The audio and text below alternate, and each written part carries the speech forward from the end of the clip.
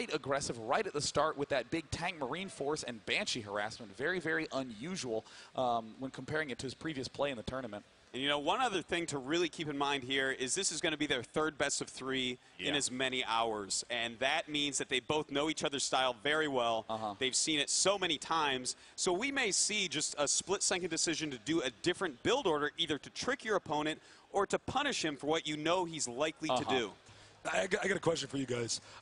Do you think there's a chance we're going to see some aggressive all-in builds here because that would be so different from what we saw previously?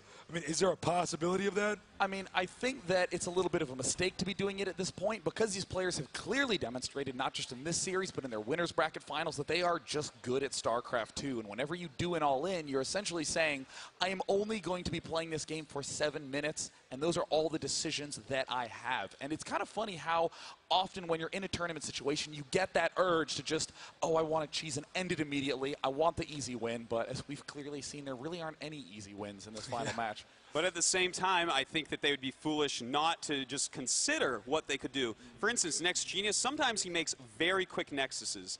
And because of that, why not maybe, you know, trick him a little bit, throw up a couple proxy barracks, and see if you can maybe just catch him off guard, get a quick free win. That would definitely throw him off his game. Yeah, absolutely. It is a best of 3, so I think the first game is always the comfort zone for people to cheese because even if it loses, it has your opponent on their toes for the remaining matches. Best of 5s are normally where we frequently see cheeses in game 1 because even if you lose, you have plenty of time to catch back up. It's just kind of intense because everything's on the line. I think if Loner were going to cheese, he would have done it in this previous best of 3. Yeah, that's a very good point. So if he's going to cheese, maybe we'll see it in the first game of the best 3. Other than that, there's no feeling worse than just switching your strategy at the last second in the game that matters and losing. Now it looks like the only person left to join the game is me. My computer's trying as hard as it can, and there we are. All right, so we're ready. Ladies and gentlemen, we're going into the second best of 3 in the StarCraft 2 Grand Finals live from Anaheim, California at Blizzcon 2010. If you would like Loner to pull this series through for a first-place victory, give a cheer for Loner. And of course, NEXGenius fans, the Protoss hero from South Korea, give a cheer if you want him taking the first-place ring tonight.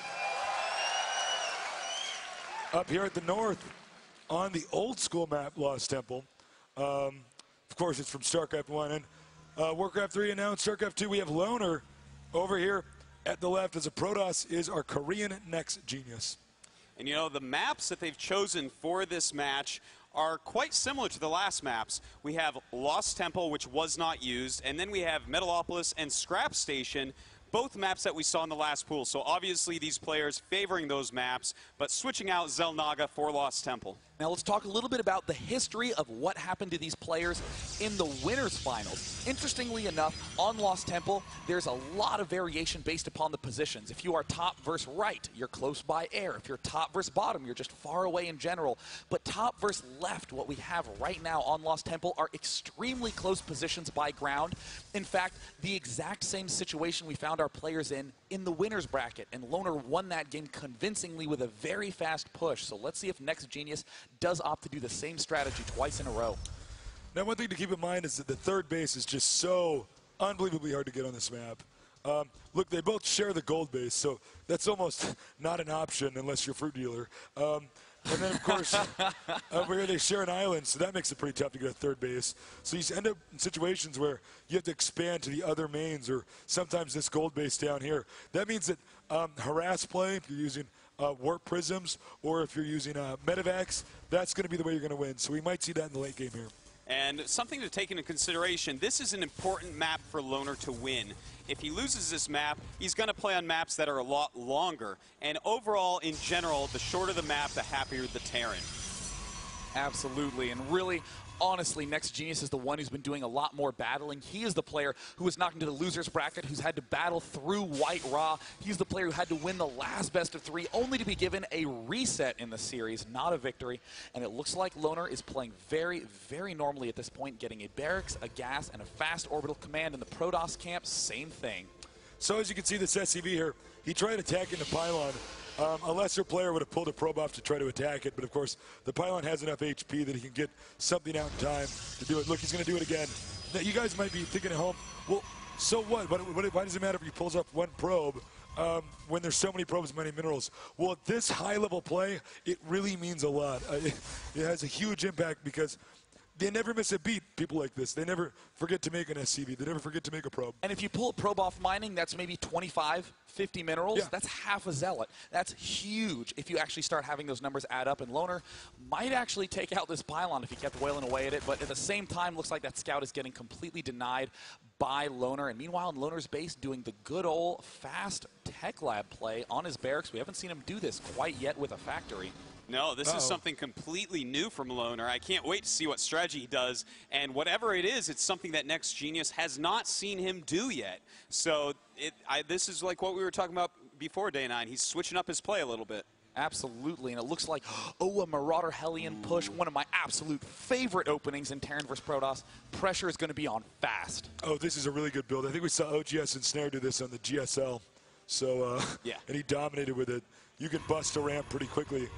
That's right. You know, the Hellion, it does a lot of splash damage. The problem with just attacking with Marauders is the probes can come out and help. With the Hellion there, they really can't because the Hellion will clean up the probes so fast. So this is going to be a very strong attack.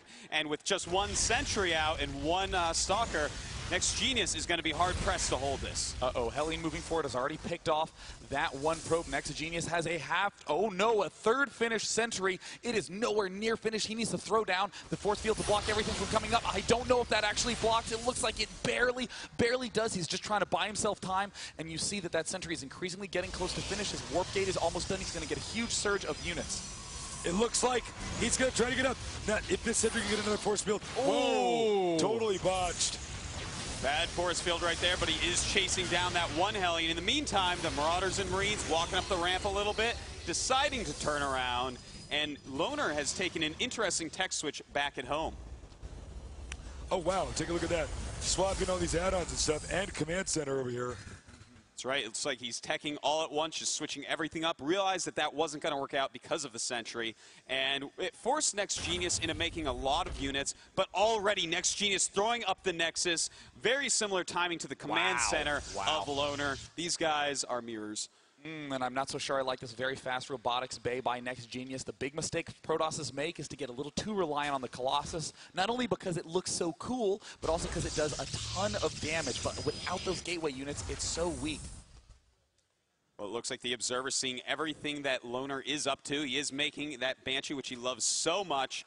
And, well, what do you think about this, Day 9? Well, I mean, this is a great example of how economy management creates really good opportunities for players. In the time that Loner was doing this push, while he was doing those swaps with the buildings, he's not spending any money because all his unit-producing structures are in the air.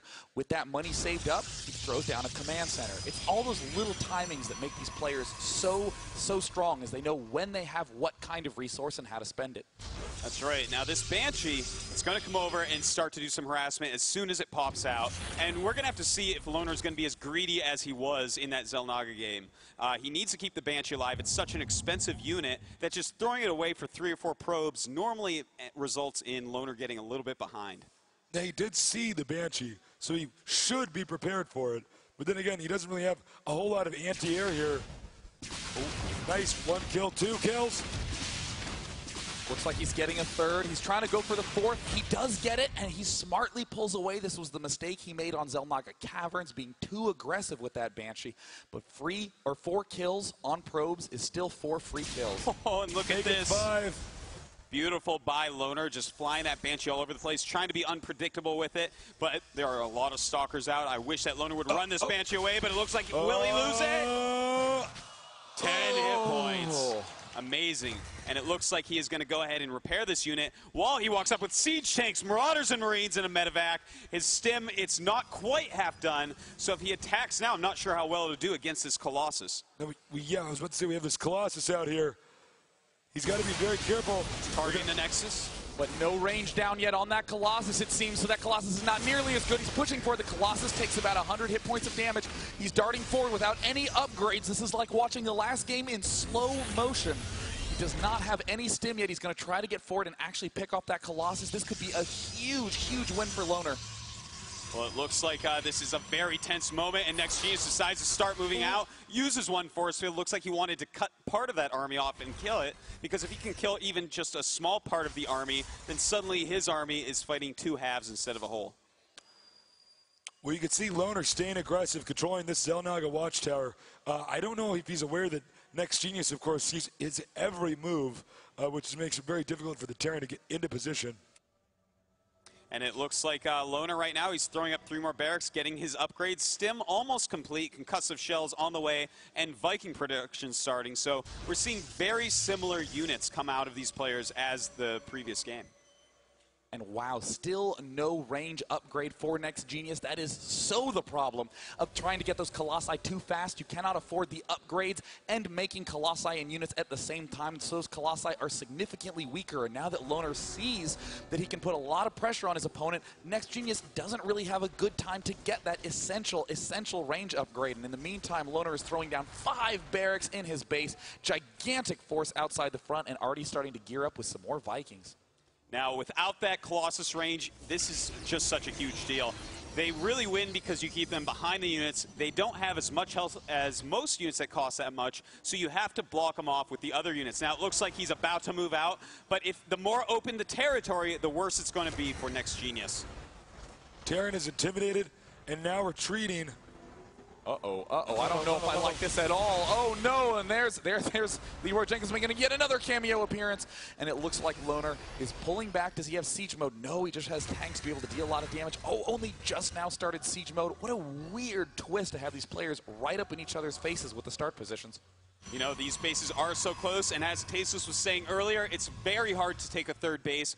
I think that this game, especially with how slowly they took their third bases in the last games, we're going to see it end on 2 base. It's going to be a massive push from both sides. And if we take a quick look at the supply, very close right now. NEXGenius 123, Loner at 134.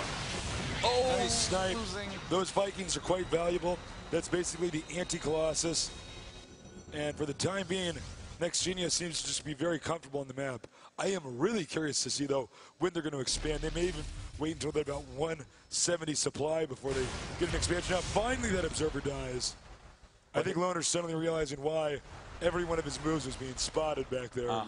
And it looks like that range upgrade is just now finished for NEXGenius. That was really the big point of that push. Just needed time to get the upgrade where it's so necessary. And there's this tank sieged up too late. He is having an amazing arc. This is the space that Loner has been needing all game long, but there are just too many zealots. Oh no, Loner trying to pull back, but look at how huge the army of NEXGenius is. Another stim trying to pick off some more zealots, but really mainly trying to pull all of NEXGenius' units away from his own main.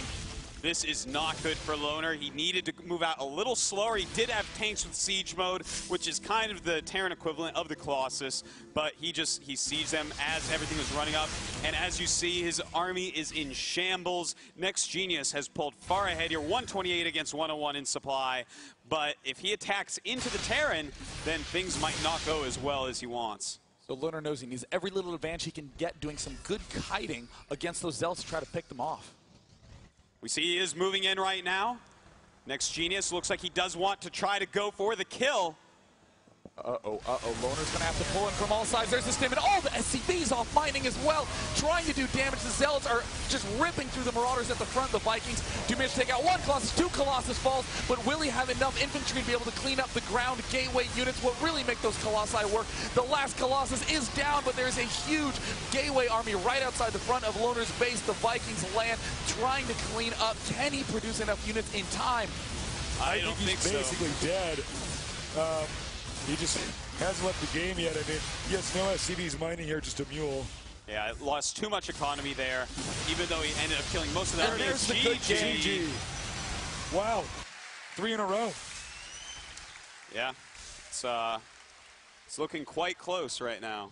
I mean, this is 3 wins in a row for NEXGenius against Loner, and this is the worst mental state to be in as Loner. You came in with a lead in the best of 3s, you lost 2, and then had a convincing loss in the first game. He really needs to buckle down and begin being a little more aggressive if he wants to win.